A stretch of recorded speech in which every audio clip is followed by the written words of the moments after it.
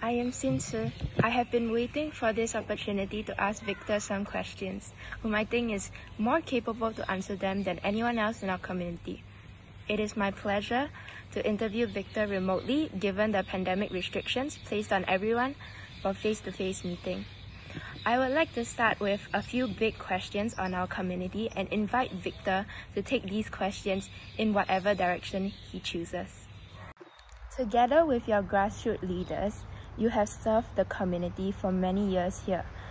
It probably meant that your grassroots volunteers and you are the eyes, ears, and voice of our diverse community. There will always be new residents who moved into the BRP and do not know you. Can you tell us who you are, what you stand for, and what do you have to offer to our community? Well, thank you for your question. My name is Victor Lye, advisor to the Aljunied GRC Grassroots Organisations.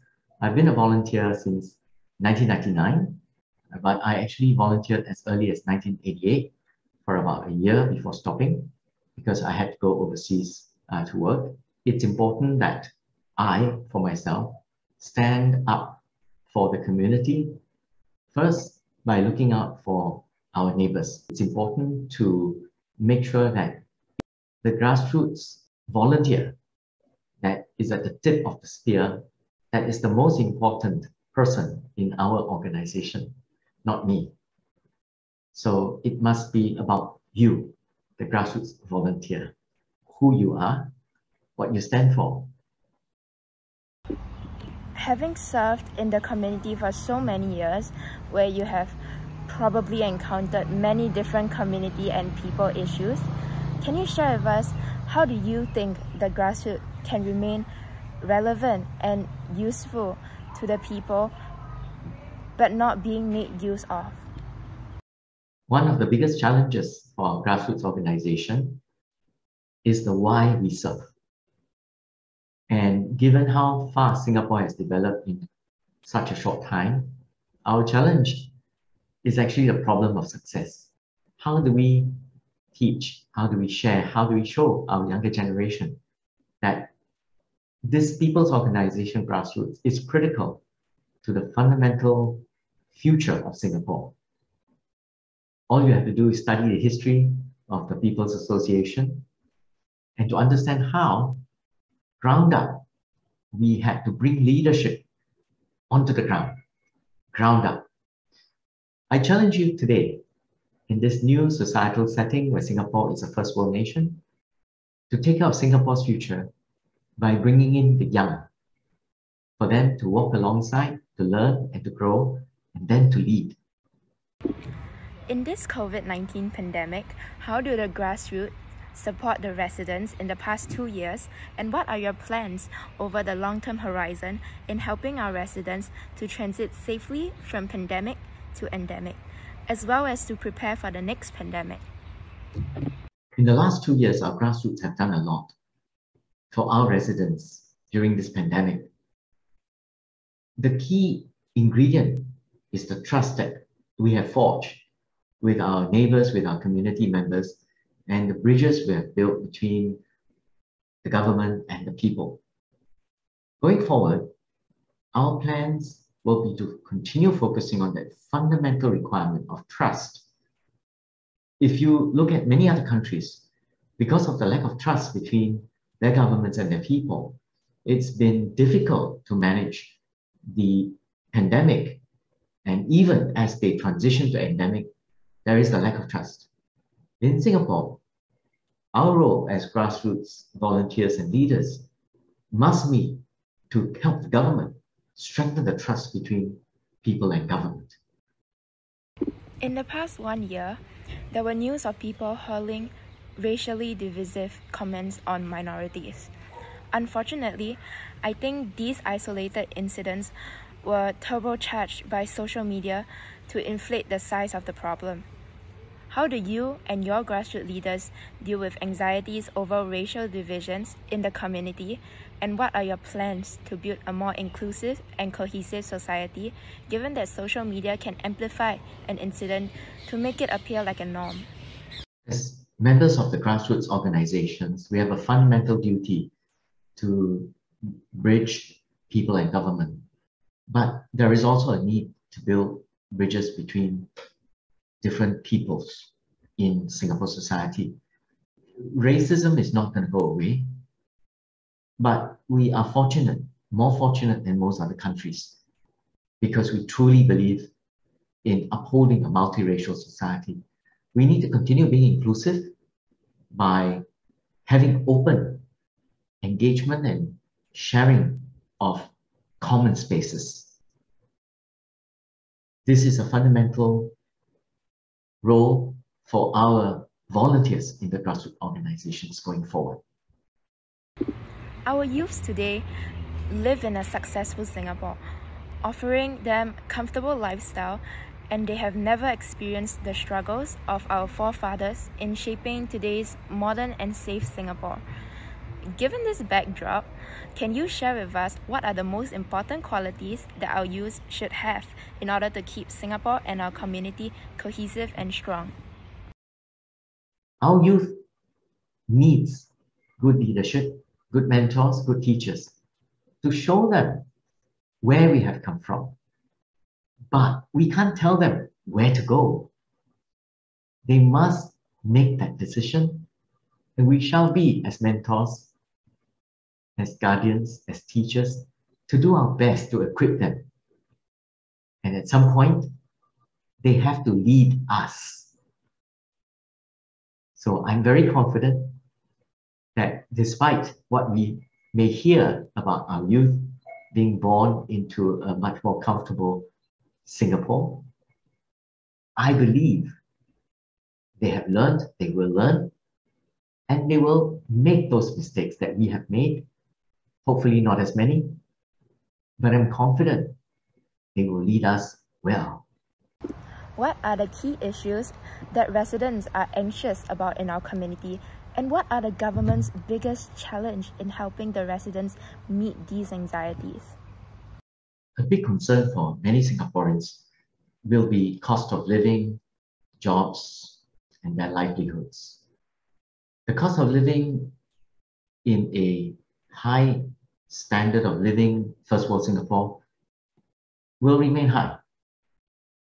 At the same time, while we have to make sure that wages are decent, costs will have upward pressures. At least we can count our blessings that in our first world nation, we have safety and many other things that we take for granted that other first world nations do not have. As a government, we will need to continue to fine-tune our policies, support those that need the help most. Those who have more can help those who have less. Many policies such as how to keep food prices, hawker food, affordable will continue. But we must also be mindful that hawkers' salaries and earnings have to also go up. So this is a constant challenge that we as a government will continue to address. Healthcare, for example, is well taken care of, given our 3 M's, MediShield Life, MediSave, and MediFund for those who cannot afford healthcare. On jobs, this is a global challenge with the onset and disruption of advanced technology and artificial intelligence. Jobs that we know of will change and job roles will change. So lifelong learning will be important, and a focus on skill set, social skills, with less emphasis on exam grades. These are the kind of policies that we will need to fine-tune for the future of our Singaporeans. And rest assured, we will do our best. Being an avid user of social media, what is your biggest satisfaction and dissatisfaction of using social media to connect with residents? One of the challenges of living in a social media world is to fight division and to forge unity. When you have social media, there tends to be echo chambers where people flock together like birds of a feather. And the more they hear what they want to hear, they think it's the truth. So it's a challenge to uphold the truth, to find out the truth, and to disseminate the truth. But bad news travels faster than good news. False news, therefore, will dominate. We will continue to do our best to engage on social media to try and break down those walls between these echo chambers. It remains a tough challenge, but a challenge we must take up. You are a CEO of a fintech company. Do you know how to code? And if yes, what programs have you initiated for the benefits of our community?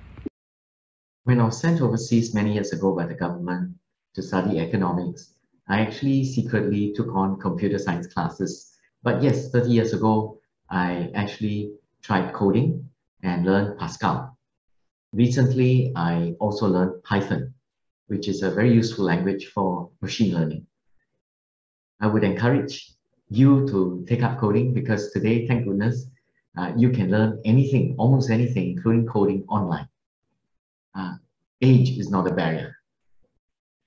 What I have done with my fintech business, which uses artificial intelligence to invest automatically for people without human emotion, without fear and greed, is to launch a community program called Do Good, where we crowd fund from various donors investment amounts, which is then locked up for 5, 10, 15 years to create a nest egg for certain types of family situations. For example, families with children who are suffering from Down syndrome. So when the parents pass on, this nest egg will be useful for such special needs children.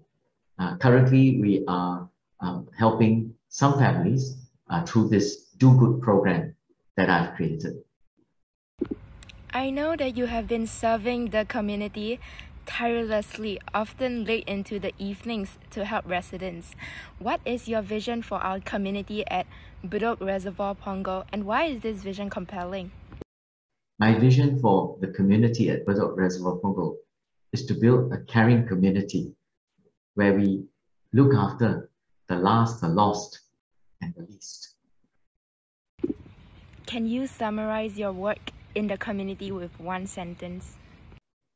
The work in our community should be to care for the lost, the last, and the least, because they're the most important in our society. You have worked hard for the community, worked hard for your fintech business, which is competitive. And I've also noticed from your social media postings that you have taken time to care for your parents. How do you balance all these demands? Which of them is your top priority and why? Serving in the community requires sacrifice. It's tough balancing your own private time, your family time, and the time you spend in the community. But remember this, if you have a heart for others and you serve in the community, the rewards you have are priceless. And it serves as a good example to others, especially our youth and to the younger members of your family.